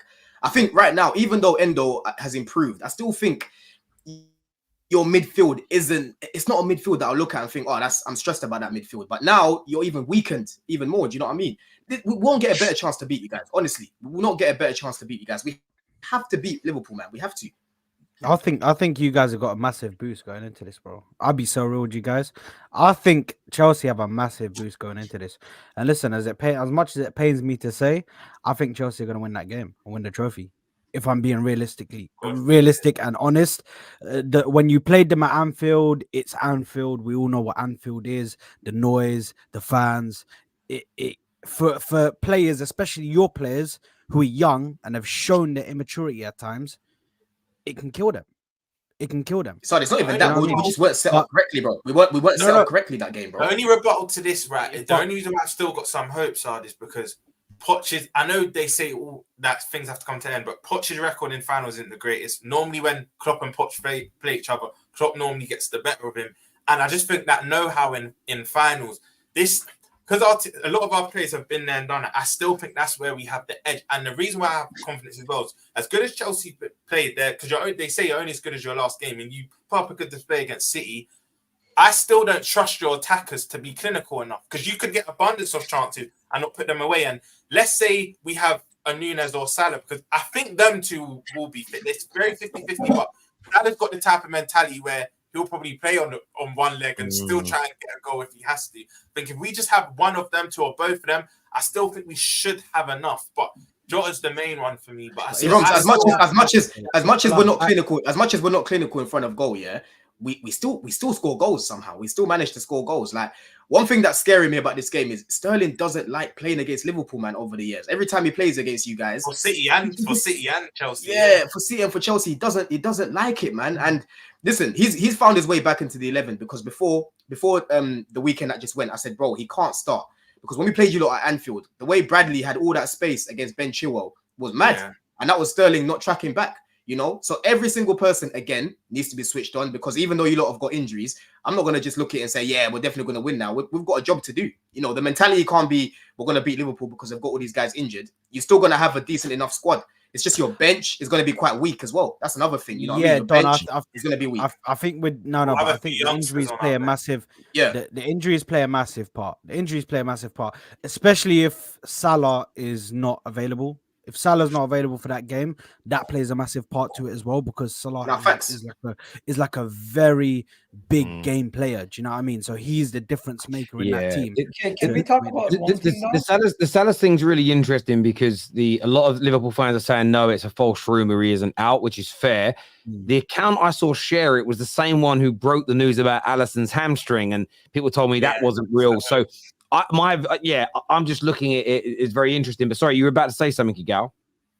I think this whole thing about injuries, we need to just look at the team. Liverpool came to Arsenal with a fairly weakened squad and still beat us. So even when things are not going well, Liverpool can still are a great team, and they can find a way and a result. That's my problem. I feel like Chelsea have to play the perfect game to beat Liverpool, where Liverpool don't necessarily have to be at their best and they still can get a result versus Chelsea. So on the day, it's going to come down to if Chelsea can structurally be good enough to create enough chances, because Liverpool's defense, Van Dijk is still going to be there, Konate is still going to be there. If I'm not mistaken, Kelleher is no scrub. Like, he might have given away some goals, but the defense is still solid. You're saying the midfield is stronger?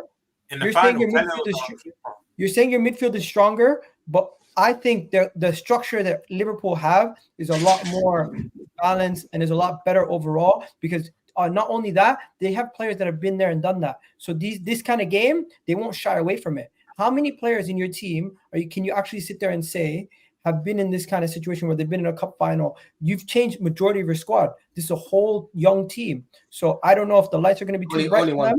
And if this Liverpool team can just go there with their sheer experience and show up on the day and turn Chelsea over.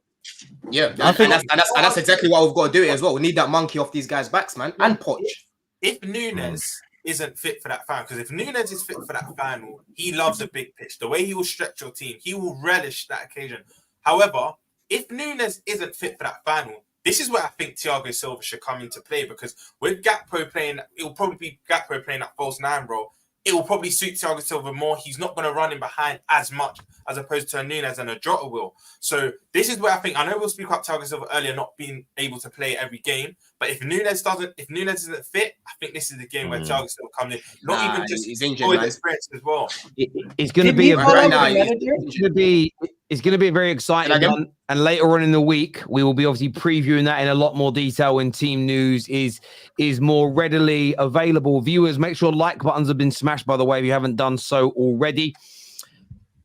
The title race, though, this weekend, we've seen City drop those points. We've mentioned, Liverpool having a really good result away from home. I know you've got to drop out at 7:30. Feel free. I can do another 10. Okay, no way. I'm not too sure where JJ is. No, feel free to drop out whenever you need to, bro. Cool. Big result for Liverpool. City dropping them points. But Egal, Arsenal dropped another fantastic performance. I think the first team in Premier League history to go back-to-back away games, scoring 6 and 5. First time Arsenal have certainly done it. The goals are now coming in. The confidence is coursing through your veins. And another, you've just been ruthless recently, and another title statement being made by yourselves, but still that underbelly of being written off by the mainstream media. How are you currently feeling about the Arsenal's performances and your position and your placement to challenge for this title? I feel like what would I say?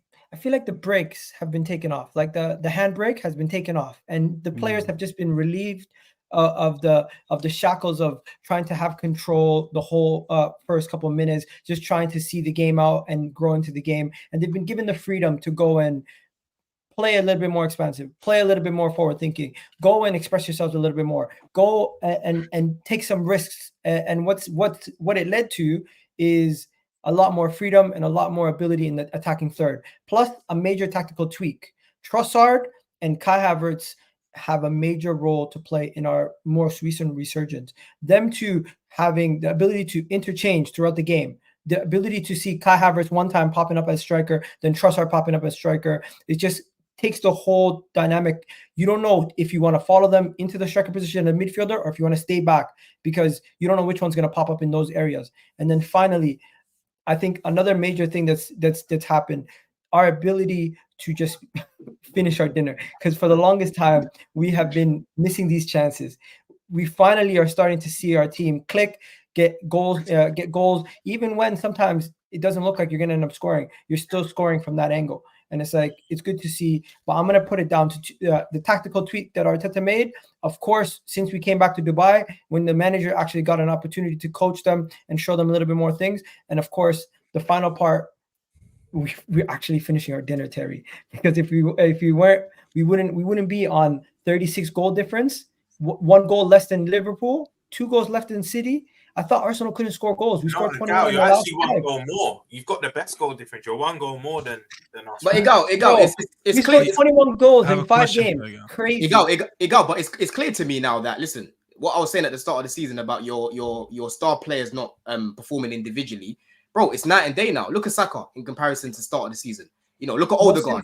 Player, yeah. That's a fact. Yeah. No, Don. That's a fact. You need to go back and talk about Saka some more, because you were chatting a lot of breeze, bro. You were chatting a lot of breeze. We need you to come back. Hold on. Let's not do this. I talk about what I'm watching, and even you guys were saying what's going on with this guy, and he's not playing well right now. Yeah, and I will talk about what I'm seeing. And what I'm seeing right now, Yeah, Sard knows what he's doing. He's trying to round them up in the comments. Yeah, what he's doing right now is how he needs to be playing. Yeah, Saka has improved drastically in comparison to early on in the season. Odegaard again making. I'm looking at Odegaard. I'm watching him. It's like watching Odegaard from last season, bro. Martinelli, I still don't think he's on the same level as the rest of them in my opinion. But now you're just moving the ball a lot quicker. You know, you're not doing this side to side thing, and you're taking a lot more risks up there, in my opinion. Do you know what I mean? And like you said, you're a little bit more clinical in front of goal. So this is the difference now. This is what you need to do, because defensively, I've bigged you up all season. You've improved defensively, but if you want to win the league over Man City, which in my opinion right now, I still think they're favourites because they've got world-class players. They've been there, they've done it. But if anyhow they decide to slip up, you need to keep doing your job. You know what I mean? They didn't. It's good, bro. They did. But you know, you battered Palace. People will say Palace are all. You know, you lot battered Palace. You know, people will tell me Palace are all over the place. You got to take advantage of that, bro. You know, you battered who was it, West Ham, who are all over the place. Again, you took advantage of it. That's how you build confidence, and that's what you've got to do. So individually, these guys have improved, man. I'm not gonna lie. You lot are looking a lot better. I think the main thing that I can take away from this, a lot of people talk about over the last couple of years, they spoke about the fact that Liverpool and City can go on major runs, and you always have to be worried about those teams that can go on major runs. I think Arsenal, based on the fact that if you actually look at our last 2 years, there's been streaks where we've gone on major runs. Like last year, beginning of the season, we went on a major run. After we added the likes of Emil Smith-Rowe and Bukayo Saka into the team, after we beat Chelsea, we went on a slight run. So it's not out of the realm of possibility that this is the beginning of a large run for Arsenal. We're what, 5 or 6 games in already? How much more could we go? I know why you don't went to Dubai. I know why you don't went to Dubai. You know, definitely done some juju over there, innit? You know, done something there in Dubai. This is what happened. Is that Arab? Egal brings up that point. Is what I wanted to throw out to the panel here. This is normally the time of the season where, you know, February, March, where Arsenal typically in the last couple of decades start to fall apart. They are starting to look very, very dangerous. They're putting the ball away. Certain individuals are having better performances, but the team has just gone to another level. Can people see Arsenal maintaining this run right up until they play Manchester City in 4 or 5 games' time? Can you see them, you know, Kate, can you see Arsenal winning all their games until that point? When you look at their run, just to break that down for you, just because you may not be familiar with Arsenal's fixtures, which wouldn't be unsurprising. They play Newcastle at home next, as an example. Then they play Sheffield United away. Then they're home to both Brentford and Chelsea. You look at those 4 matches that take them to the middle of March. I mean, right now, there's always an argument, but they are the clear favourites to win all those 4 games, surely. I think so. And I honestly think they beat City as well when it comes to the City game. I'm not going to lie. I can't. I mean, someone put this must be making Kate feel sick. And yeah, it really is making me feel sick. But I can't see past Arsenal at the minute. They look incredible. They look like they did at the start of last season. All over the pitch, every player is up their game. I honestly believe the title will be between Arsenal and Liverpool. I've just got a feeling this year. I don't know which one. I flip-flop every day to which one I think is going to win it. But at the minute, I just think Arsenal look the best team in the league for me, the way they're playing. They just look incredible. Sorry, that's what I wanted to hear. The way the corner of my mouth is bleeding right now, bro, from all this smiling. In all honesty, bro. Firstly, is that the validation you wanted? To what Terry was saying, no. Oh, you know they love the validation. I like to hear Spurs fans that are realistic about the situation. I like to see Spurs fans that are realistic about the situation that's at hand. Yeah, because a lot of these Spurs fans have been talking absolute was the whole season, bro. Absolute bull hockey, bro. That's all they've been speaking the whole season. Yeah. So the fact that they're getting it right now and then they're getting it correct, yeah, because we were in different leagues, bro. These man 2 weeks ago were telling me, "Oh, we might catch you. We might. Oh, if we're above you." Why are you pushing it? She just gave you guys praise and you're pushing. Why are you going back to what? Guys, can you do me a favor? I get this banter. Talk to me about Arsenal, Saab, please. Yes, I will talk to you about Arsenal. Listen, I think for one, you're such a fraud. I think for one, the attention that we're not getting, I think it's a massive plus. I want nobody to talk about us winning the title. I don't want them saying to us, "Oh, Arsenal could be in the running." I want them to go for City. City is the winners. City are the ones who are favourites. City are the ones who are going to win this title. Keep on doing that. I don't care as long as it takes the pressure away from these boys and lets them just get their head down, get to work every single game, and knocks it out. That's great for me. Now, Odegaard, one player I want to talk about, which is a tactical change that Mikel Arteta has made in recent games. Let's not go off that. Let's not go off that point. Let's not go off that point just yet. I want to stay on that point you've just made. Nobbins, obviously, you went head to head with City last year, with Arsenal last year. They had a 5-point gap. Do you think them being just on the shoulder of the leaders is a better place for this young? And when I say young team, I'm talking about a team that hasn't won a title together, a young manager. Do you think this is the best place for Arsenal to be, or do you still think they'd be better off having a lead and being the front runners? It's definitely better to have a lead, especially given the context of the games that Arsenal still have to play. Arsenal were in a situation last season where they could afford to go to the Etihad and lose, and then they drew against, I don't know the exact order, they then drew against Liverpool, and they're like, oh, we can still afford to lose. And then they drew against West Ham. It was like, right, now we can only afford a draw. And then they drew against Southampton. And then it was like, right, now we need to win. So I think that you don't want to be in a situation, whether City are underperforming or not, you never want to be in a situation where you must win at the Etihad. City are in a similar position with Liverpool, if I'm looking at it from a City-Liverpool perspective, where as it stands, City have put themselves in a position where they might need to win at Anfield, which is obviously isn't going to happen. So I get that would be my only question mark. It's probably going to be decided by the games between each side. Obviously, United have a big say as well. I believe Arsenal and Spurs as well. And Spurs, yeah, but they both need to go to Old Trafford. We've got to go to the Spurs ground, where we will no doubt miss another penalty and lose 1-0, because that's what we do. So yes, I see the point of, like, if you sort of like just there, maybe less pressure, but at the same time, you've got to take into account, as I say, the Etihad game. You don't want to be going to the Etihad and be like, we've got to, a draw isn't enough. We need to go there and win. Do you see the same level of like belief and desire to go on and try to go get this league again on the 4th time for your team? From a City perspective? Yeah. Yeah, it's nothing to do with desire for me. I'm very convinced that City should win the title. If, in my opinion, City have the best team, best coach, whatever. But I don't know if I have the faith in and the confidence in Pep this season based on the mistakes he's made this season. If he just kept it simple, and we've discussed it at length in this show, if he just kept it simple and played his best players in their best positions rather than doing the opposite of that, there's no doubt in my brain that City go on and win the title, not comfortably, but by a couple of points. But the fact he isn't doing that, and the fact that his comments after that Chelsea game suggested he doesn't think he's made a mistake, tells me that he's going to persist with those errors. That's why I think it's different. I don't think it's a player issue. I don't think it's a desire issue, or they're bored of like winning titles or whatever. I think it's a Guardiola issue, to be honest. But don't you think, with how you guys play, you should be beating 90% of the teams that you play like that, because the quality is a bit too much. We've just got good players. That's what it is, and you struggled against them.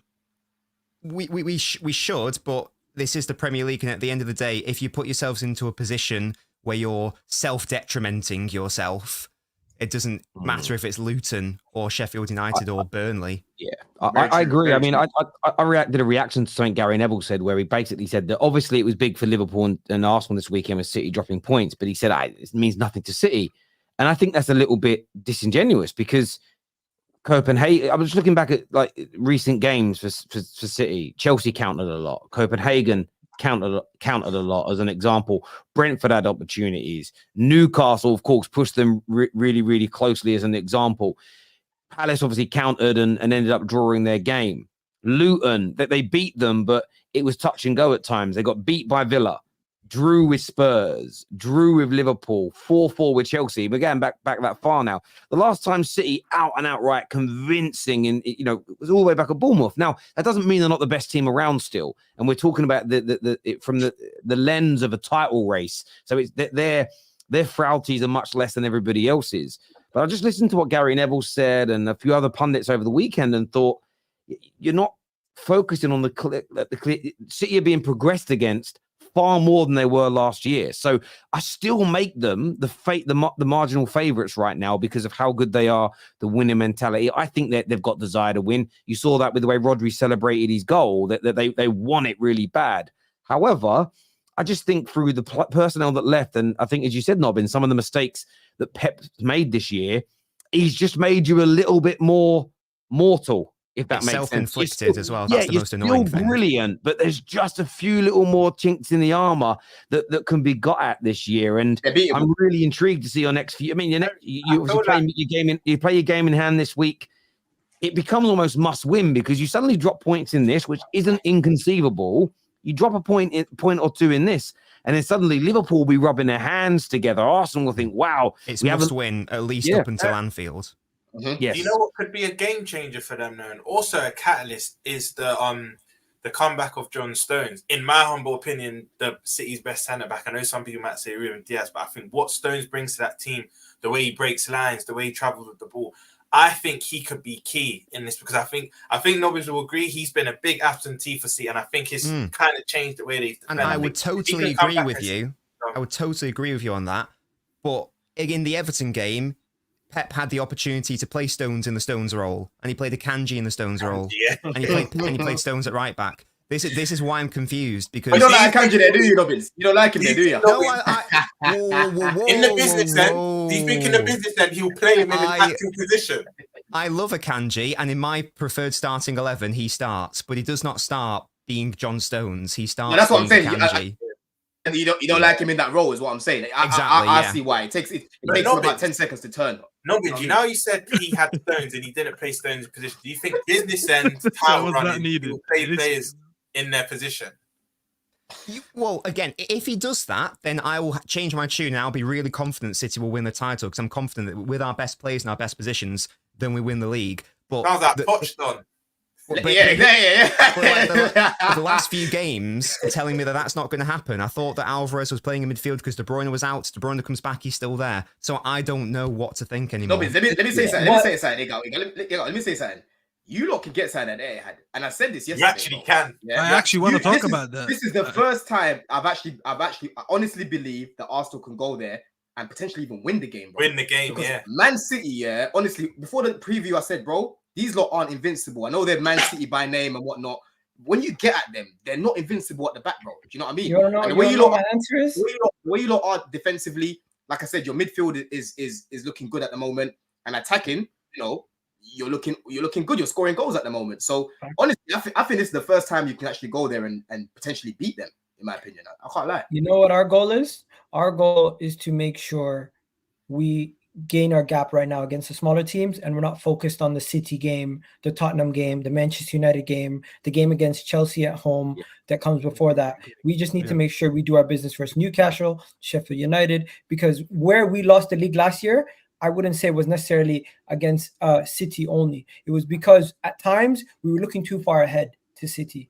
We were dropping points to the West Hams, to the Southamptons, because I think sometimes the players were getting ahead of themselves and looking too far ahead. You have Granit Xhaka doing interviews before a big game talking about we're serious about the title. Of course, you want to hear that, but then 2 minutes later you drop points for Southampton and you're like, is their head on straight? So I hope that these guys are never thinking about that game and they're focused on tomorrow at all times. Yeah, no, you're right. You're right about that. And equally, listen, I think Arsenal got a great chance of winning it, but Liverpool as well. Liverpool are the weirder ones because they sometimes don't look convincing, but they still win. They're a machine. They're an absolute winning machine. Why do you think that is, Terry? Reminds me of someone. Just to have elite forwards who can who bypass structural. Why do you think they overperform their metrics, Terry? So I'm not saying again. I don't think they're overperforming their metrics. I understand that. Okay. So let me just rephrase. I get the metrics say one thing and the performances say another. So you're right. Let me rephrase what I've said so that it sounds better. They are overperforming their metrics, but I don't buy into all of their metrics because when you consistently do it, the metric's wrong. When the best a players team also overperform. Yeah, when you're consistently overperforming a metric, the bar's too low essentially for me. And I understand like stats are real and they are facts, but they always have to be. You have to feed into them. People at the moment are talking about Ross Barkley. Look at his numbers. Look how he's performing. And I'm talking about look at what he's doing in midfield. Should be back in the England team. Well, when England play, the majority of the time they've got 11 men sitting behind the ball. Ross Barkley is now performing again like he was in his pomp at Everton when people weren't playing low blocks and sitting behind the ball. So yes, you can look at his numbers now and go, look how good they are, but you have to factor in the fact that the situation is different. So you have to look. So again, I get they are, but Liverpool just have so many deadly attackers. They've got a team that is bred to win. It is ingrained in their. My dog, my little German Shepherd, he walks the perimeter of my house, front and back, and he's never been taught to do it. He goes out, does his business, but then walks around the house. If he hears or sees things, he barks. He has got a natural inbred instinct to be a guard dog because for thousands of years, that's what he's been bred to do. He can't get it out of him. Liverpool Football Club, they lost it for a while, but they've got that instinct back. They are bred to win. They know what they're doing. It is ingrained in them, the same as this Man City team. And that's the one advantage they both have over Arsenal because it's been so long without that winning feeling. But I think that's what makes this title race so amazing. Is that there's pros and cons for each team this season, and they're all different from one another. With Arsenal right now, where you're better than both City and Liverpool, is no one really progresses the ball against you. You're so hard to break down and create chances against. And again, you've got to go with the Sir Alex Ferguson logic on this. Defense goals win you games, defenses win you titles. So there's so many pros and cons, which I think makes this title race so fantastic. I want to go to some super chats here. Kate, you made my evening praising Arsenal, is what Halftime Hook says. Halftime Crooks. Crooks. Hook. Sorry, I thought I misread it. No, you're throwing me there, Stafford. Listen, the only thing good about Halftime Hooks is his beard. Everything else about his take, absolutely abysmal. So, Arsenal fans listening to me today, they must think it's a different guy on the panel today. I can't lie.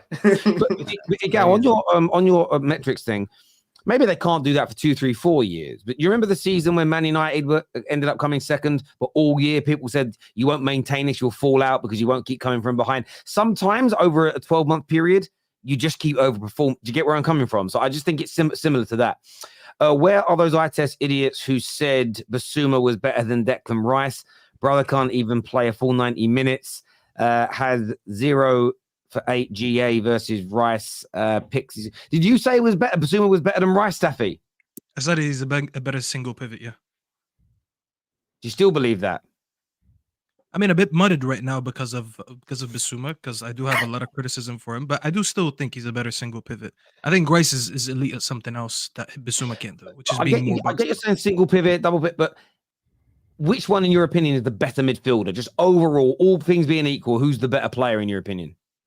I still think on his day, I rate Bissouma more, just because he does, in my eye test at least, he does more on the ball. Terry, I said on one of your terraces that I thought Bissouma was better, but I didn't really believe it. I said to Jim after, I don't believe it, but I couldn't say to the Arsenal fans that I think Rice is better because I wouldn't back down. But Bissouma isn't fit to lace Rice's boots, sorry. I mean, they're different. It depends what holding midfielder you want, though, Terry. It all depends. Bissouma's awful. I'd get rid of him in a heartbeat. Yeah, so Don, I understand your point. It depends on what you need, right? Yeah, but still, we cut away all the flannel. At the end of the day, you might need an out-and-out number 9, and so you go and sign. Name me a good number 9. Ivan Toney. But you wouldn't say Ivan Toney's better than Ronaldinho, that's also an attacker, just because you need an out-and-out number 9. So what I'm saying is, as a midfield player, point blank, Don, in your opinion, who's better, Bissouma or Rice? I think Rice overall is the better player, but in terms of press resistance, like I would say Bissouma's better on the ball, in my opinion. I think he's a better ball. Let me elaborate on something, Don. I think it's better. If you would tell me which player would you take at United tomorrow, I would take Rice. Because I need a Rice in this team. I don't need a Bissouma in this team. But that's what people need to understand. I'm not saying that I don't rate Rice. I actually rate Rice. I just rate him into a different category than Bissouma. They're both midfielders, but they don't actually do the same job. You know what I'm saying? So it's not like I don't rate Rice. People need to calm down. You So know, if you're building a team, you would take Declan Rice, you would take Bissouma, a team from scratch. You can pick any players in the world. You would take Bissouma over Rice, though. I'm starting to have issues with Bissouma's consistency, because I think he has a lot that Rice doesn't do, but he's actually having because like in the beginning of the season it was amazing. Pretty much after his 2 suspensions, I'm seeing a lot of mistakes that he wasn't doing in the beginning. That doesn't make him a bad player. That makes him an inconsistent player. So I might just retract back the fact that I said we'll see at the end of the season if he's world class or not, because right now I was not looking at it like it. So I might take the L on that one. But not all of a sudden did he forget how to play football. Not all of a sudden did he not become press resistant. Not all of a sudden did he become bad at breaking lines. And stuff like that. I think. Do you know what I would say to you? I think you're focusing more on how things look, as the aesthetic side, which I get. Bissouma gets nowhere near him for leadership. He hasn't taken a team like Rice has done with West Ham to a final and won. I think those elements there, availability as well, those elements, I think Rice leaves him for absolute dust, if I'm being honest with you. And it's discipline. Yeah, discipline, the whole thing. Staffy is letting his ego get in the way again. How is Bissouma better than Rice in any way? What a joke. Ball knowledge is questionable, is what Aya says there. He was like this while I was talking. This is what he did.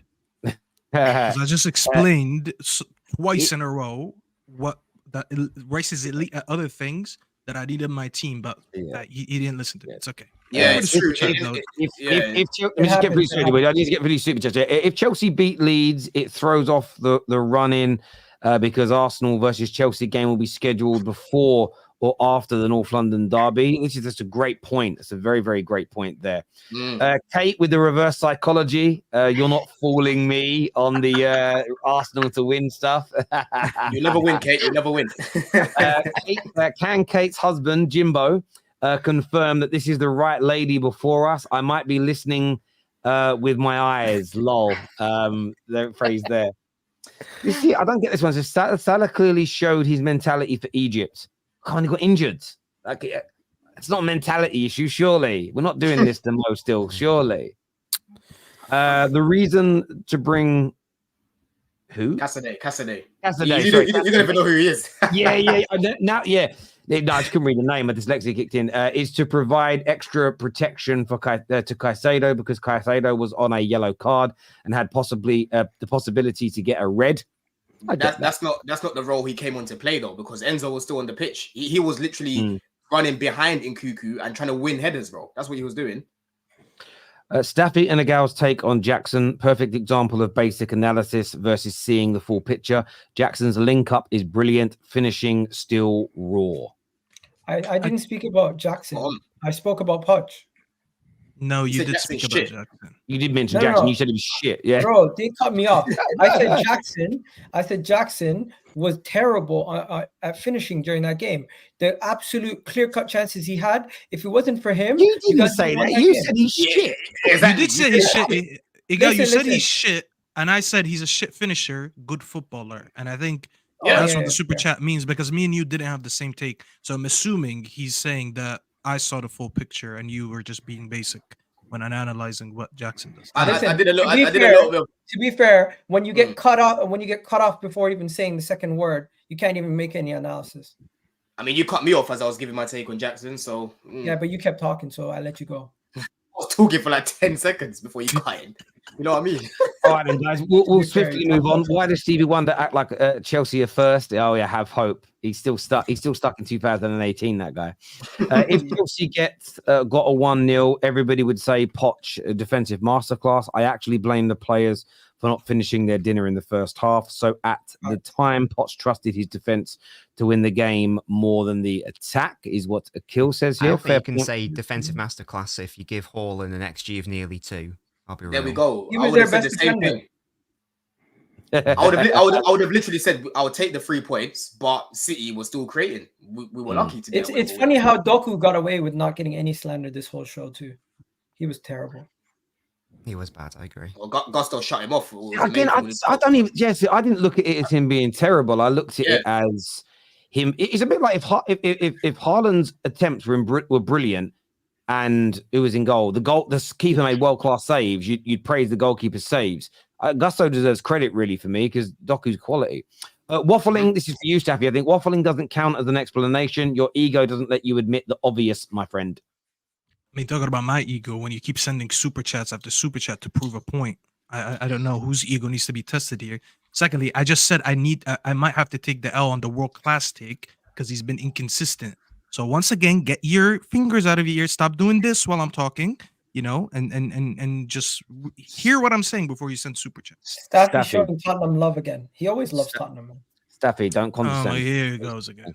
Don't condescend. Hey! Stop giving it the big one. Yeah, thank you for the super chat, my G. Love you loads, brother. Don't worry, Don and Staffy. The Arsenal Express is never late. Always comes on time in Easter. Oh, don't worry. No. This is good. The heartbreak is always sweeter, bro. I want them to be giddy and jumpy. I think this is a Liverpool fan looking at the badge. I think he's saying that come Easter, Arsenal's express train comes and they die. That's what I'm saying. I'm saying. Right. I'm saying this is good because it makes the heartbreak always sweeter. You want to know something? Liverpool have a better chance of falling off with their injuries than we do right now. I need Arsenal to win. This is gonna surprise all the Arsenal Harry, crybabies. am I wrong? That's what I'm gonna call them that from now on. The Arsenal crybabies. Listen, I One want second, you guys to win. Let's keep it real, guys. Egal, you're just talking about cutting people off, and now you cut me off. Okay, man. Go ahead. I'll be quiet. Go ahead. Guys, we're going to get through these super chats just because of interest of time. Nico ain't Egal. Egal is a fraud for calling Jackson shit, but comes on here to say Havertz is crucial for winning headers for his team. The hypocrisy is wild. And if Jackson one is a midfielder, one is a striker. Pardon? One is playing in midfield, one is playing as a striker. So wait, Havertz. So you're telling me that Havertz is better than Jackson on the ball? Then is what you're telling me. Havertz is a midfield. He's been playing in the midfield. No. Is Jackson better on the ball than Havertz? Yes or no? I don't know. You tell me. No. He's not. I love you, Gal. It's crazy to assume everybody should react the same way to a loss of a family member. No, I get that, AJ. I think that's why people said, and if he isn't coping, take some time off, which is true, which is fair. Disasi and Corwell, after every clearance, were really pumped up. This is what you want to see every week from every player. The passion and the players are clearly playing for Poch. I saw some footage today of a young player playing for Barcelona. I think he's a team captain at that age group. And he's kneeling down. He's doing some kind of chant they do before games, and it was like mad passion. And I'm like, I hate how people think passion is. Like, certain people don't like the idea of passion because they think of it as some weird English, beating your chest trait. Like, most countries have passion and desire. It's not an exclusively British thing, I'm telling you. When you're wrong in life, we don't need context. For example, I was wrong about Xhaka in the past as an Arsenal fan. That Doku stanky leg move has been found out. Oh, yeah, what's his name called? Stank leg. That's what, what's his name? Daniel Sturridge called it. What is he called? Daniel Sturridge. His analysis on the Raheem Sterling goal called it a chop and whiskey. Chop and whiskey. Yeah, Terry, did you see Gusto doing it back to him, like flinching back at him as well off the ball? Already done that super chat. Rory called that Chelsea performance, give him his flowers. I mean, Rory actually called every little bit that went on in that game. He actually broke the whole thing down. What would happen? The man was like Notre Damus. That's not the one who rings the bell for anyone who cares. You know who was wrong, Terry? Sam on Straight Facts. He said go and press that Chelsea, that Man City center back partnership.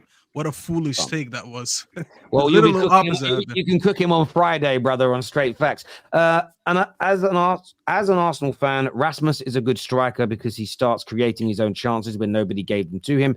But if you put him in a team, he will beat Haaland. Pause. I mean, I don't know about that. I will say this. I didn't mention it earlier. He's goal with the chest. Everybody agree he meant that? Yeah. It was good. He said he meant that. He said. I'm just seeing if any of you are salty bastards. I'm just checking. That's all. I actually think the first goal was a bit better because everybody had seen him go past the goalkeeper, and even me, I was looking at it and I thought, yeah, he's gone a bit too far there. I don't think he's gonna be able to get it back into the net. And he still managed to whip his foot around it and get it back into the net. There was a lot to do with that first goal still. The second one was just nonchalant, cheeky, loved it. But there we go. Oh, yeah, it was. Yeah, he meant it. He meant it.